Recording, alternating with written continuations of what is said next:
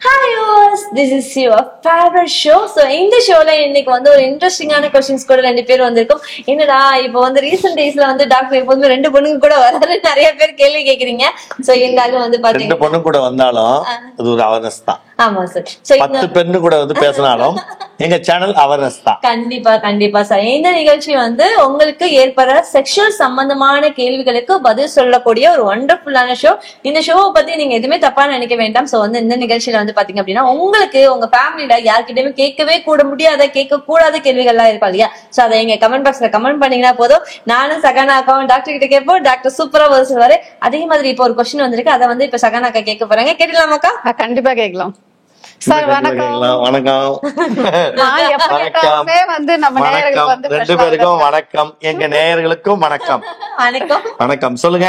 வணக்கம். என்ன சகானா சொல்லுங்க, என்ன கேள்வி? ரொம்ப வெக்கப்படுறாங்க.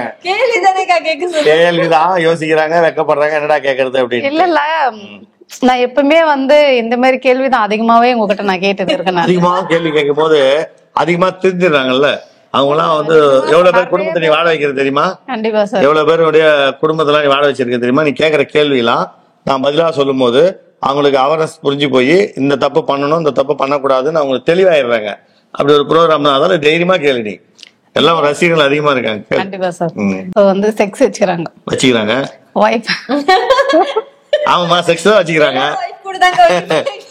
போய் கூட வச்சுக்கிறாங்க. இல்ல சார், செக்ஸ்ல ஒன்னா இருக்காங்க.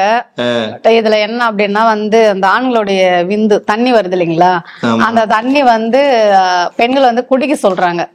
அது வந்து நல்லதா கெட்டதா, குடிக்கலாமா வேணாவா, அதால வந்துட்டு சைடு எஃபெக்ட் எதனா வருமா இல்ல வராதா, என்ன சொல்றதுன்னு தெரியல, அது எப்படி கேக்குறதுன்னு தெரியல.